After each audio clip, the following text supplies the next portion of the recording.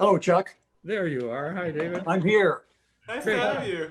Can you see everybody? There's Jarrett up in the corner and Well, Jean. I haven't seen Jarrett in the corner yet. Okay. But hi, Jarrett in the corner. I'll Hey there. eventually get to see you, I'm sure. You will, I'm sure. Nice to see you. Now I see you. There we go. Great. And Jean, you can see Jean, I hope. I haven't seen Gene either. Well, he looks the same, believe me. In fact, he Shapes looks up. better. Hey, hey, Hey, there you go. Yeah. It's great to see you. It's been a long time. it has. You look terrific. Well, thank you. You told me that last time and then you giggled. So I think you don't really mean it. I know, but I giggle all the time. That's a problem. I know. When you're trying to be serious. So we should probably start with the news. How's the weather out there in California? It's pretty scary. Very interesting. There's a pocket of fairly good weather around us in Santa Barbara. But if you go south or go east or go north, it's really messy. And when you get up north, it's a lot of wind.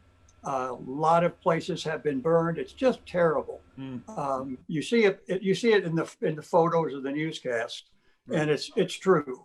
But Wow. only thing we've had in Santa Barbara, Chuck, has been a little bit of the smoke, and it's gotten in the low area. We're up on a little hill, and so we look down on the smoke. Now, it's not funny, but it's kind of nice for a change not to be in the middle of it. Wow, well, we worry about you folks out there, that's for sure. And Thank you. yeah, it's an interesting time in history, and let's make sure we don't let Gene get into all the conspiracy theories because he's chomping at the bit. So, David, we first met.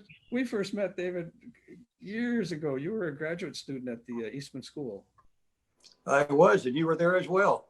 and I was an interloper, but I think you had already been out teaching or performing by that point. You know, I started teaching at North Texas before I had that degree. And so the last few years teaching, I would come up in the summer and do the summer courses.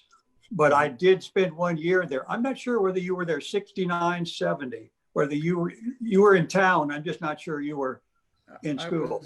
I was in school, but I was usually sleeping. You know, they give you a little cubicle in the library, and it was so comfortable there. I would tend to, well, that's another story. I'd fall asleep. Right.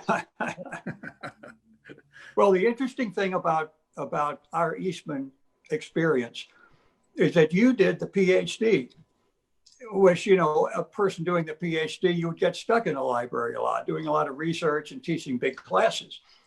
But I did the DMA, you know, and you ended up going the professional route and I ended up going the academic route. Just, we should have reversed your degrees. Well, I think at the time Eastman said they basically didn't have a doctor of education is what they probably should have had. And it would have been likely I would have been in that program. But I've been very proud of that PhD. It's done so much. I see it after your name always on a program, right? Right, exactly. Well, it's true. And you were North Texas State, you know, one of our colleagues is now at North Texas, is Caleb, our trumpet player, is teaching there. And he was actually, we first met him in Santa Barbara in your program, the Music Academy, teaching there.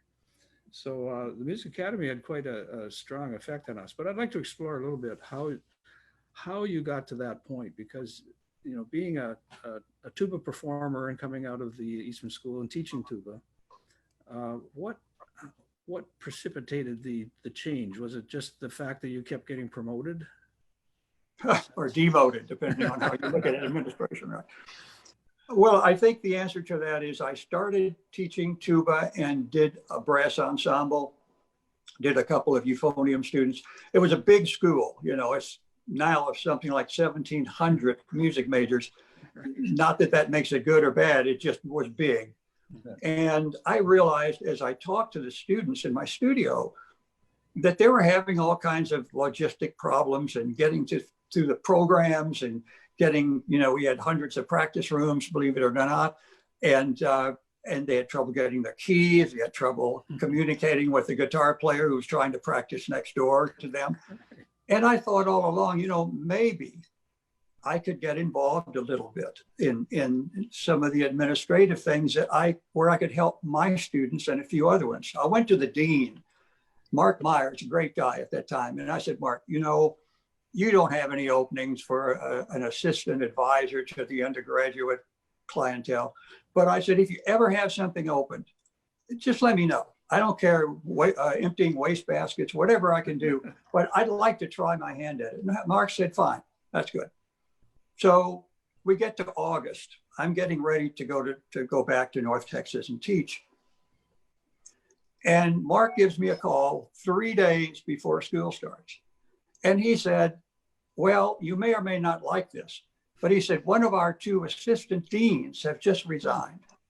And he said, I think it was a 2/3 appointment. And he said, it starts in 3 days and you've got all kinds of stuff to do. You got 400 practice rooms to deal with.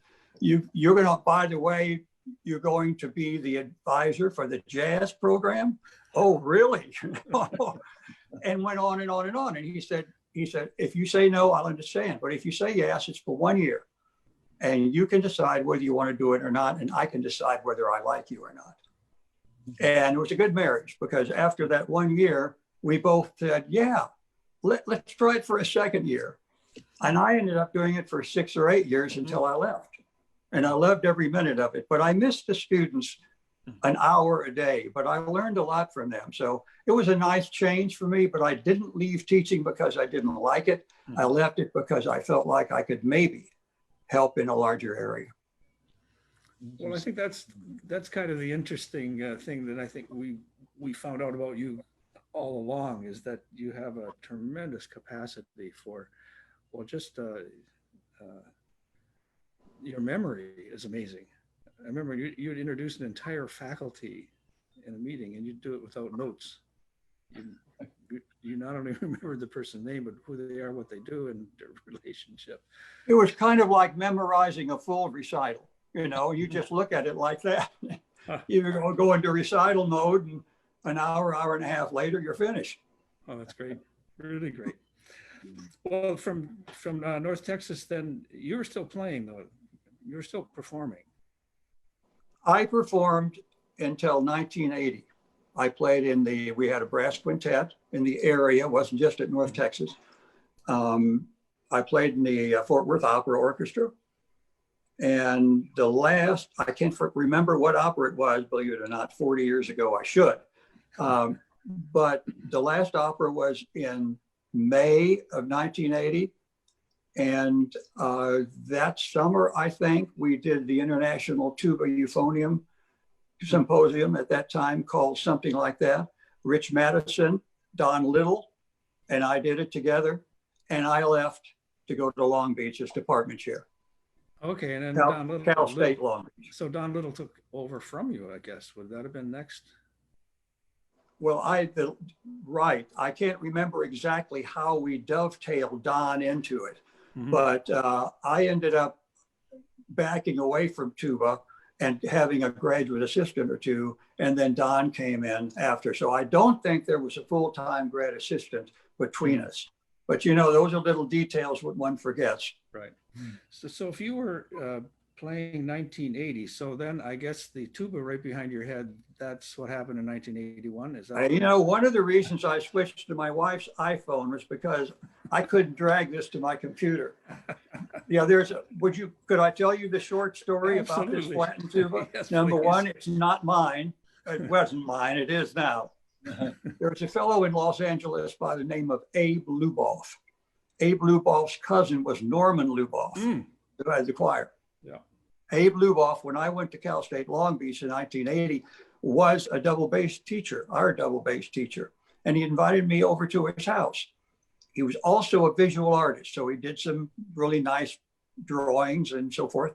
And I really liked them. So Susan said, buy one, buy one. So I bought one. And he was so enamored the fact that I would buy one of his drawings that he took me in the back room, and here was his tuba. And he said, I want you to have this. He said, this tuba is falling apart, or it really did fall apart in this state. But he said, I said, well, tell me the story. How did it get like this? And he said, well, a year or so ago, I knew I couldn't play tuba any longer. My chops were falling apart. My tuba was falling apart. So he said, they were redoing the road in front of our house in Studio City. And so he said, I went out and I stopped the guy operating the steamroller. And he said, sir, Abe said, sir, to the steamroller operator, if I put my tuba in front, would you roll over it? And the guy said, absolutely not. I get sued. I'm not going to, that's really dumb. And Abe said, what if we did a little contract, handwritten, we both signed, and I give you $1. Would you do it? He said, sure. So for whatever reason, he ran over the tuba and Abe mounted it on this board and then gave it to me. And I did a little outline of stuff around the outside. And I've had it at 3 houses now. And it's still together. It's so hard. I have to get somebody to help me lift it up on the wall. But it's just a hard thing to mount. But that's the complete story of the tuba on the wall. That's going to be every tuba player's envy to have their instrument.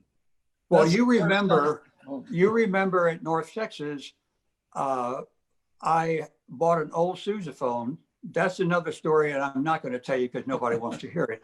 But I got it, and I put it as a mailbox in front, and it sat on a post. The whole entire tuba, the sousaphone sat there with the mailbox and the bell. And Merrill Ellis, at that time, who was an electronic music composer, came out one night and put a black curtain behind it and did an electronic piece with maybe dancers or whatever it was. And I didn't know about it until the next day. The neighbors told me what happened at midnight. So anyway, and if you find the old tuba journal that goes back to the 70s, that sousaphone on that mailbox stand is in front of my house on the cover. Is it still there? Or you know, the sousaphone was the most stolen instrument now from the Los Angeles school system. I didn't know that. The La Banda movement, the sousaphone suddenly became an important instrument in pop music. And there was an article recently, you know, within the last 4 years that became you know, it used to be the best insurance policy for a tuba player was to put their instrument next to a trumpet, because any knowledgeable thief is going to take the trumpet. But suddenly the sousaphone became a desired instrument of all things. So hide your sousaphones. So California, when you went to California, so that definitely now you're actually running the program, right? You're in charge. You're the dean At Cal State Long Beach. Right. And did you get involved with the state education program at all, like the public school system, or were you advising them at all? We were in contact with the area public schools because we were trying to get, you know, there's a Cal State Long Beach is right in the midst of the LA area. Mm-hmm. And you have Cal State Fullerton, Cal State Northridge, 2 huge competitors. Actually, we were all 3 huge competitors, along with San Diego State. So we were having to go out, and I'd travel around the area and visit and talk to the students periodically. A couple of our faculty members did that, but it was hard, but it was a good program. So I was very proud of it, but I think we all worked hard to make it continue as a good program. Mm-hmm. So that, I guess all of those schools in California, that was you must have met everybody at that point. All the musicians, the working musicians, the studio people. Well, I didn't meet as many as you might think, but you know, I knew people like Jim Self and others who mm-hmm. I'd known for a while, and through them met some other people. Yes, mm-hmm. But we were so busy, you know, in our own territory trying to keep mm-hmm. things moving forward that it was full time. Right. So now you're really curriculum development and really thinking about music in a much broader sense than the tuba probably became a very small part of your interest at that point. Well, I was always interested in it. Yeah. I just didn't have time to pursue it any longer. Right. And there were times in there when I thought, you know, why did I do this? You know, why am I doing it? Because now I'm not only helping the tuba players, but I'm having to deal with the clarinet players. and you know, and the all individual instrument problems that we have, that you have when you're the department chair. So, but it was great fun. I loved it. I had my doubts sometimes about whether I had made the right choice, but I think as it turned out, it was a good choice. And eventually I got to meet people like you and the other members of the Canadian Brass, and able to bring you to here to the Music Academy. And I think those kinds of things made me really feel like I'd made a contribution. Nice. Okay, Music Academy, that's where, okay, Gene comes in. Now, I've known you now for years, but now Gene, this is a fresh start. And you invited us to the Music Academy, and it was a brilliant invitation. We'd never had an invitation quite like that, because usually it's come and perform, come and, you know, do your thing. And yours was almost the opposite. You said that at the Music Academy, you invited Canadian Brass to come out and do things that perhaps we weren't able to do.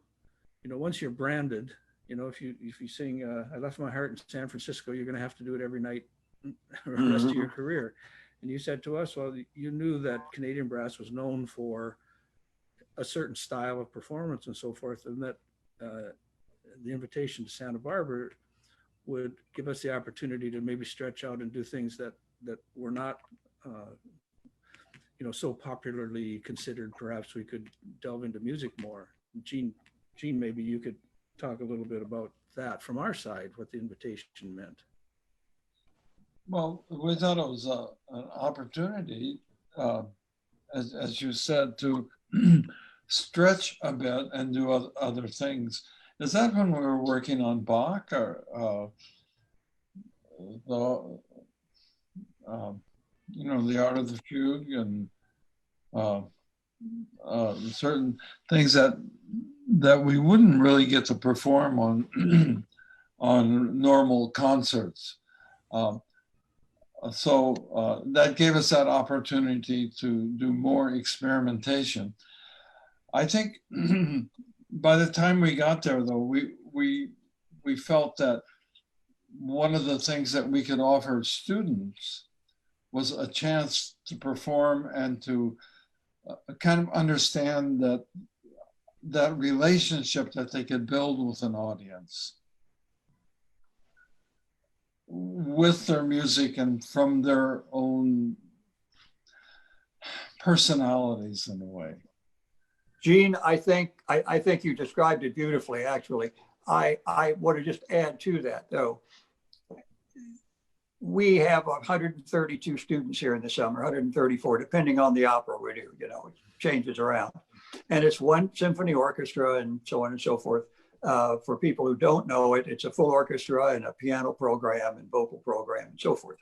So that's the program. And it seemed to me that the students who came in weren't necessarily going to go out and find a job in a set format of a professional choral group, a professional this, a professional orchestra. But what they might need to do is be really creative. They need to take what they learned at the academy, but with the teaching and all of the things that they did, and they need to reach out and decide that it's their careers. They've got to be responsible for it. Don't leave it to some teacher, but you have it now. Take it and run with it, and try to present ways in which they could run with it. And no better way to present anything in terms of a chamber ensemble than the Canadian Brass. So not only did you help opening the ideas, the thought process for our brass students, and actually all the other students too, who said, gee, if they can do that, why can't I form a string quartet? Why can't I form a percussion ensemble? So it kind of started a lot of that. It also, in the reverse format, got us out of the situation where we go into a hall, we listen to a concert, everybody claps, and then the audience goes home, or maybe some go backstage, and the performers go home. And that's kind of it. And we said, there's got to be a way to pull the audience and those people on stage closer together. Again, no better way than you guys to come down the aisle, you know. We even had a few people at a couple of points say, I don't care where I sit in the hall, but I won't sit next to that aisle that they come down on. I don't know whether they wanted to grab you or, you know what, but they were excited about being close. But you guys came down, started talking to the audiences, and the audiences became comfortable with that format. And so what's happening now, and it took a while, but now it's even better, they are in their student recitals, we call them fellows now, and fellows get up in front and they say something about the music they're going to play. They introduce it, and the chamber music people do that too. So those are just 2 or 3 of the things that I thought would happen when you came out, and you were great. I mean, I just sat back. I didn't have to worry about it. I said, the Canadian Brass going to play. Heck with it. I'm going to get a ticket and sit in the back, you know, and just enjoy it. So congratulations. Well, you were so far ahead. You know, all these schools have been worrying because they're sending their graduates out ill-equipped for the new world. And we'll get Jarrett to comment on this because you know, he's of that era now where he's come out of a music school and instrument in hand, and what's next. And you were already pragmatically putting the so-called entrepreneurship program in place. Universities are still struggling with this. How do we actually make that turn? We're not a trade school to make sure everybody goes out with their orchestra excerpts memorized when there's only a few positions to even fill. How do we send them out equipped to really take on the challenge? And what you're talking about is exactly that. I mean, gosh, you were so far ahead of it. Jarrett, So what do you think of that? we started to do that. Now it was interesting because up until this summer, we did our 8-week program. I say we, I've been retired 16 years, so it's they. but all of a sudden this summer, they couldn't do it. So the Academy hired a couple of people working with the National Symphony in Washington to come out, who were gurus about setting up all of the interaction over Zoom and other programs. And we actually had our individual teachers teaching wherever they were. They taught private lessons every week, and they did it all Zoom. But the important thing was that they set it up so everybody at the Academy did that. And they only ran it for a shorter period. But then they had some entrepreneurial things that they did, which was super. I mean, that's exactly probably things that Jarrett would enjoy and probably has been involved with. But that's very exciting for me to watch all of that continue to develop. Yeah, I mean, I just think from an administrative standpoint, it's like very easy to like stick with the status quo and just to continue to teach excerpts and the music and just keep doing that.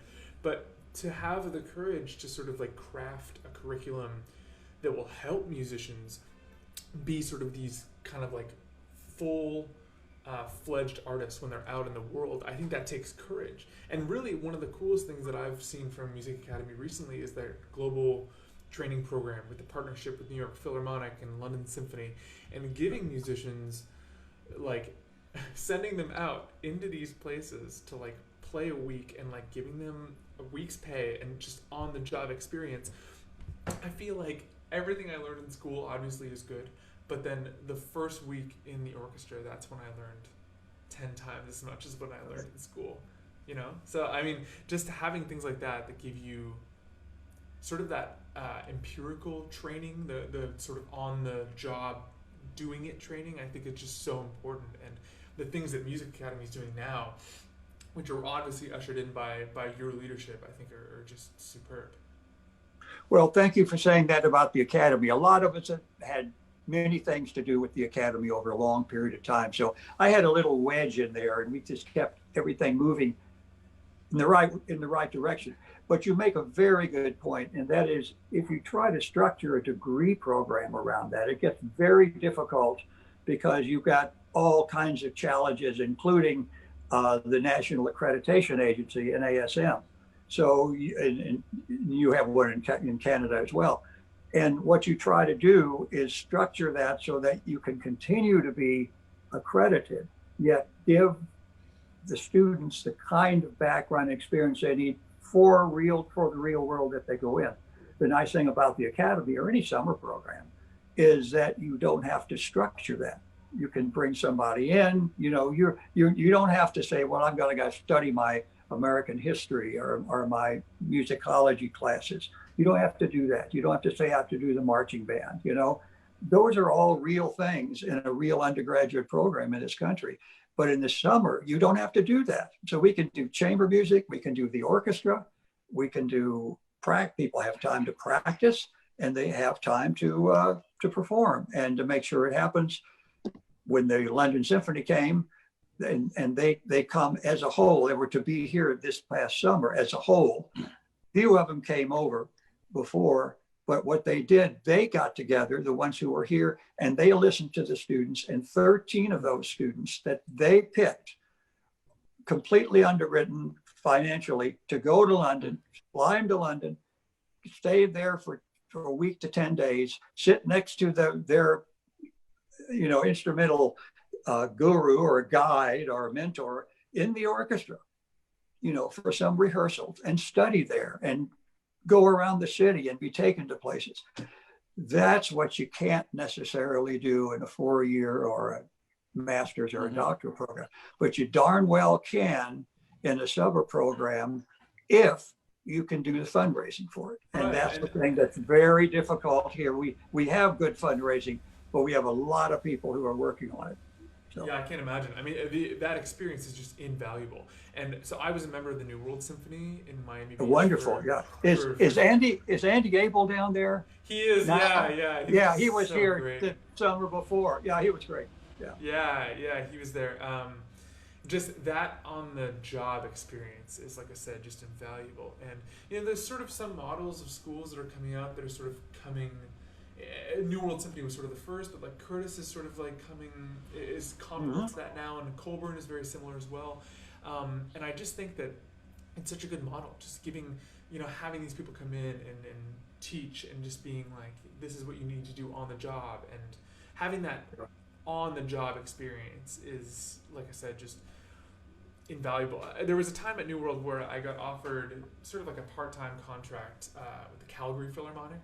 And I was trying to see, I was like, oh, should I stay here and like keep playing rep with great conductors, or should I go and play with this orchestra for 3 months just while they need a sub? And I was like, I should probably go get some on-the-job experience. And looking back, I would have loved to have done some of the repertoire that New World was playing at the time, but at the same time, it was just getting that experience of dealing with colleagues and things like that where you don't generally have to deal with in school. I'm really grateful for that experience. So I just think it's so cool how some curriculums are just trying to integrate some really good and creative on-the-job experience to their school. It means a lot, Jarrett, for you to say what you did, because I think sometimes we in the summer programs get caught up in trying to get all this organized, and we think, was it really worth all this stuff that we went through, all the money we tried to raise and hopefully did, and then organize this and organize that and get the bus going back and forth. And 8 weeks later, did people really get something out of the program? Now, we have really good feedback at the Academy. And I know, having visited many times at Tanglewood and Aspen, I know they're moving in that direction too, in little bit different ways. So I feel good, but thank you for saying that, because it sort of makes it worthwhile when somebody makes a statement like that I admire. So thank you. Of course. What I find interesting, and why the change shouldn't be slow, it should be fast, is students spend their whole year in a one-on-one private lesson kind of situation, and they're learning their repertoire, and then summer programs often just replicate the same thing. So it's like an extension of their regular school year. And it always seemed to me like that's a bit of a waste of time, or a waste of the students' opportunity to really stretch out. And what we're talking about here is really making, and you pointed out, you have latitude in summer. You don't have to have the curriculum all in place for a degree program. And to take advantage of that was really wise.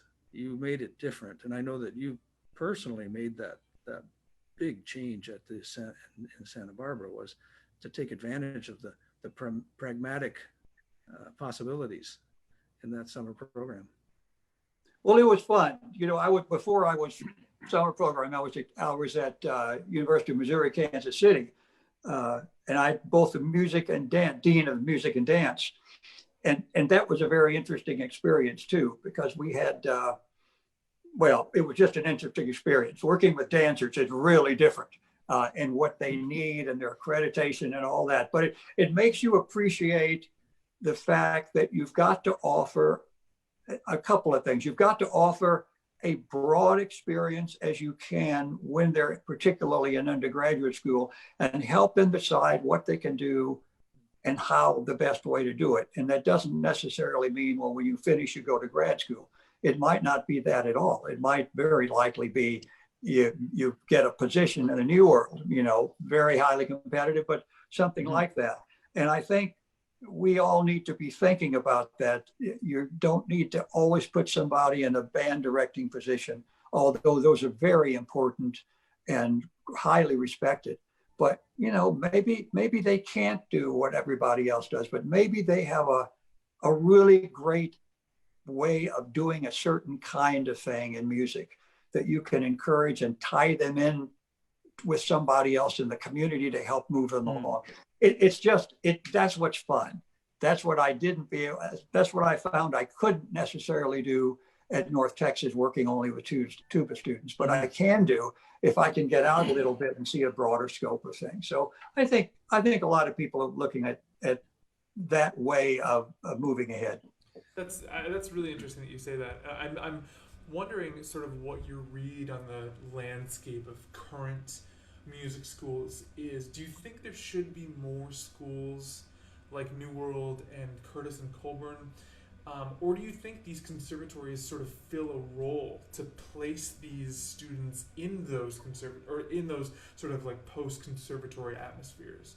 Do you think there should be more schools like, or more, you know, postgraduate training programs like New World and Colburn? Or do you think it's fine the way that it is, that there should just sort of be, you know, your Juilliards, your NECs, just to be able to place those students in those postgraduate programs?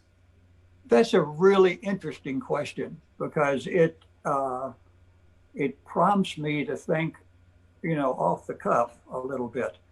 I think this is my opinion now, and I'm making it up as I go, but I think I'll be pretty close to what I'm going to think 2 hours from now after this is all over. I think at the get-go end, the start end, I think we make a mistake by, in smaller schools around the country, accepting people into performance programs who are not really going to be able to make it.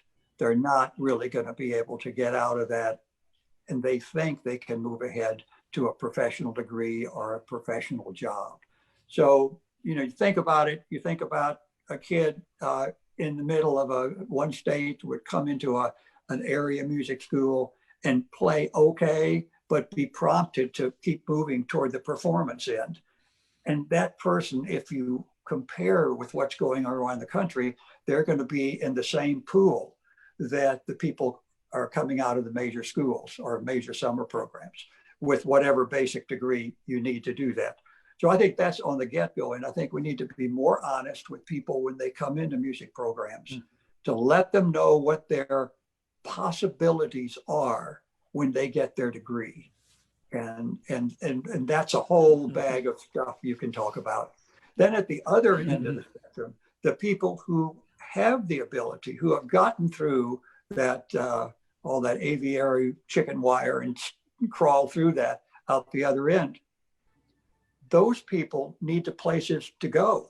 Otherwise, they're going to be sitting at home practicing, or deciding to keep, and this is not a pejorative comment, it's just a solid comment. They don't know what to do, so they go onto a graduate program and work on a DMA while they're looking around for things.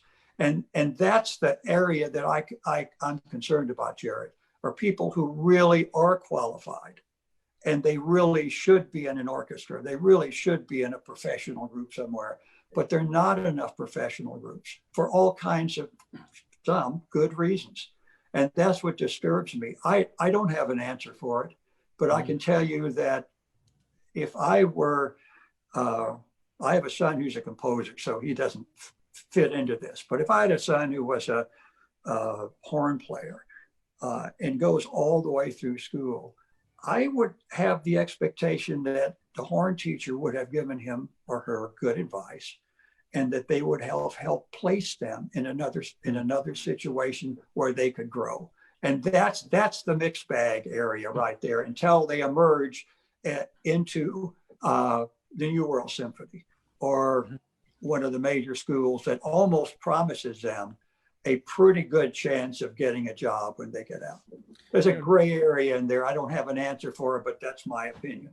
You know, David, this is where when I met Gene, when I first came to Toronto and I met Gene, and he had an entirely different, at that time, attitude towards performance.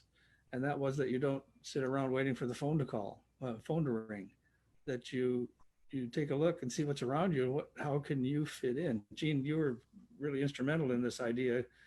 I always thought it was a pragmatic approach to performance is you do what you can and don't turn anything down and experiment and see what it is that you have as a musician to share.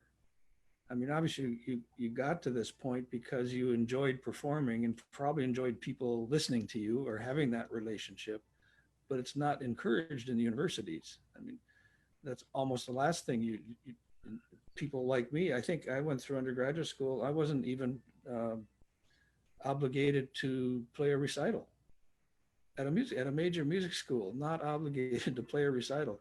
No one ever checked to see if I could play one piece at Christmas for my parents. You know, no one checked to see if you had anything in your bag of tricks that could prove that you actually were serious about performing. And they probably said, well, you're not ready. You have to be ready. I think one thing we haven't talked about, which for me is really essential, is that it's motivation, really. I mean, if I want to get famous and be a superstar, and that's my motivation, that's not going to help me really, because I have to love what I'm doing. That's the most important thing. I mean, to Canadian Brass, I would say that when we got started, we were so delighted that we could sit in front of an audience and someone would like it and come. And that was really inspiring for us. And even though sometimes there would only be 20 people in the audience, we were there and we were having that experience. And that experience is the same whether you're in Carnegie Hall or wherever you are, with that relationship that you get from performance with an audience. And that was at least my motivation, and I think Chuck's, and I think that was a group's motivation to have a fulfilling experience performing. And now you're talking about quality or maybe judgments of whether this is good enough or whether it should really be doing this or whether it should be doing that. But if it makes you feel good and it makes you happy, that's what you should be doing. Not what some teacher tells you is important to him. I mean, we get a lot of, and that's the way we get certain knowledge and intellectual understanding and all, but the heart, it needs to be free to pursue what makes it happy. Now, I don't know how you teach that because, it's like my father was a minister and that's why I probably have a lot of, he's screaming about God and everybody says, yeah, that's right. But you can't describe it really. But once you start having the experiences of, well, gee, that was fun. We were there and yeah, I missed the note here, but they seem to really enjoy what we're doing. And, I know Chuck he would introduce a piece and people start laughing and he'd go, yeah, okay. And then, so he didn't remember exactly what he said the next day, but he knew the feeling that he had and he wanted. And one thing, I'll just talk about Chuck because I was able to observe here. him a lot. He could say almost exactly the same thing in introducing a piece, and it's like he never said it before. Yeah, and it's like jazz to him. You know, like there are certain riffs and certain things that you learn, but you don't consciously say, okay, I'm going to do this riff now and I'm going to do that.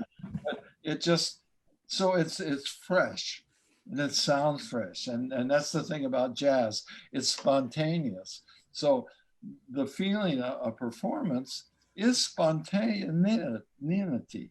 I think something like that. And so what feels good and what you get excited and what you get passionate about is what people are going to love, because that's what they feel.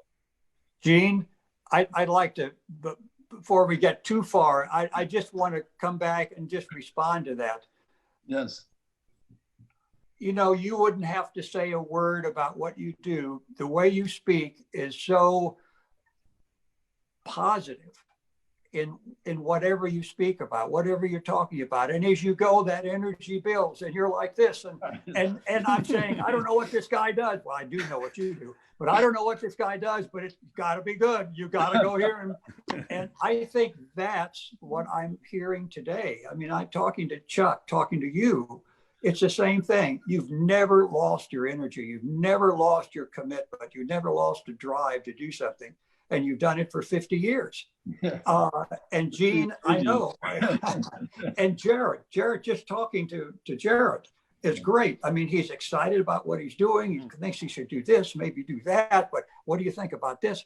That's the way this profession needs to go. Everybody needs to think that way and be broad and take a chance. If you love it, take a chance. If you don't love it, forget it. Go somewhere else. You never know, right? The bungee rope could always break. That's right. So yeah, you know, I think, and we shouldn't go too far with this, but I think this is what the whole world needs. Actually, we're so afraid of being safe or not being safe or getting this virus or this or that. There's so many fears that it's killing that. Mm-hmm. I mean, sure, there's terrible things out there, and certainly it's going to get a lot of us. Yeah. You know, but that's sort of the path in life that we need to experience, and so somehow we need to realize that life is good, and whatever I need to go through, I want to enjoy it. Well, I know you have. Well, yeah. Well, I sense that in you too. I mean, that you're there. Your motivations are correct. You're not there to get famous. You're not there to. You're not really building something. You're expressing something that makes you happy. Gene, I'll tell you one other thing. Not only Gene, but Chuck and Jarrett can hear this. One of the challenges here, getting back to what you're talking about, one of the challenges here is that, you know, none of us make that much money doing what we're doing. But out in Santa Barbara, you know, a lot of very wealthy people live here. They're wonderful people. They're supportive of the arts. That's why we can do what we do. But you know, you intersperse, you interlock, you merge around them, and you come home and you drive your little car into the garage after having just seen the Tesla, you know, that you got out of somebody else's Tesla. And you have to be able to say, that's okay, because I wouldn't trade for anything with them, even though there's that money. And that was a great attitude for me to have, because when I came here, I thought, what am I doing? This is like, you know, I'm in the wrong spot. But I finally realized I had to sort of change my attitude about it, and I did. And so, yeah. It's all You know, good. David, we And had if a, you truly wanted a Tesla, I'm sure you'd have one.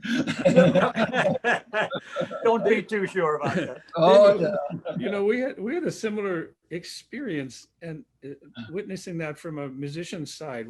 We went to the Hamilton, Ontario, which had a regional orchestra, and of course was supported by the community. And there was a one family in particular, the Paikin family in Hamilton, very successful in business and very successful. Mrs. Paikin, Marnie Paikin, was on the Nuclear Energy Commission for Canada, and she was the head of the University of Toronto. And what they really wanted to do is make sure that their community was enlivened and enriched with an orchestra at that point, and a regional orchestra.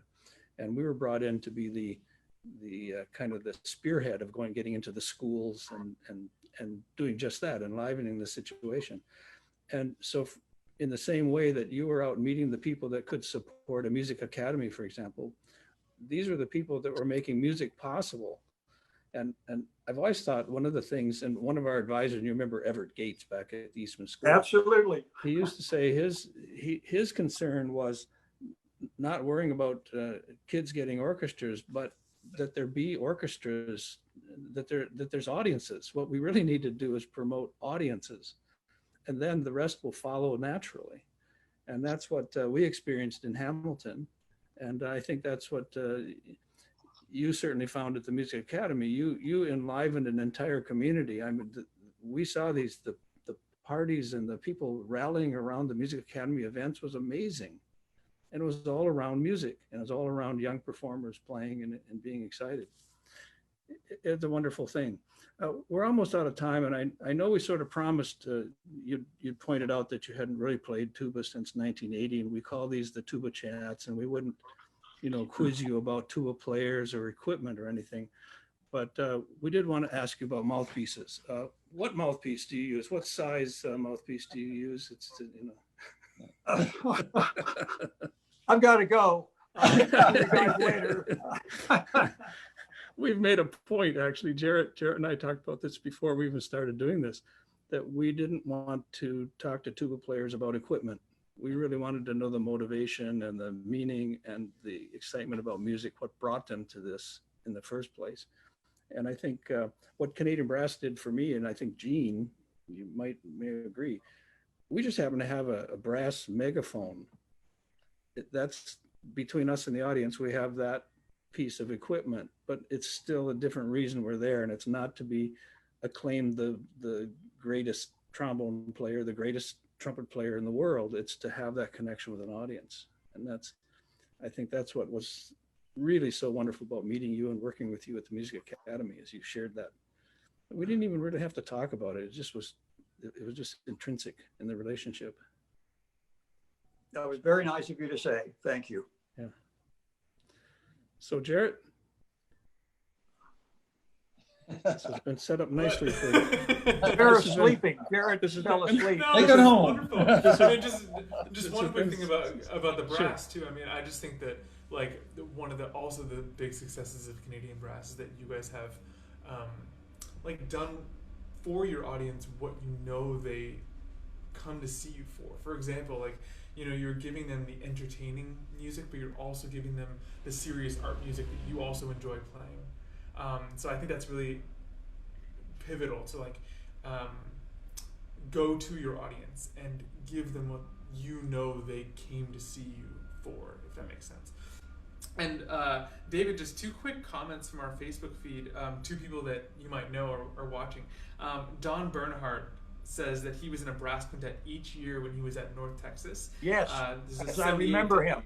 Yeah, a horn player. Yeah. And he says that he gave you that you gave him a few great pointers on occasion. Right. Well, well, it's very nice of him to say that. I'm not sure I did, but thank you. And then also Don Hahn says greetings, and he appreciates the excellent education that he got at North Texas, and he graduated in 1975. Wonderful. Well, Yeah. Through this feed, I'll tell them both hello. It's so nice to hear from them, and thank you for their comments. Of course, yeah. It seems like they really got a lot from your instruction. So I think that's probably a testament to how great of an educator you've been. your legacy lives on. It's really wonderful. Aha. David, thanks for joining us. This has really been You fun. bet. It was my pleasure. Thanks to all of you. Nice Bye. seeing you again. Yeah. Take care. Yeah.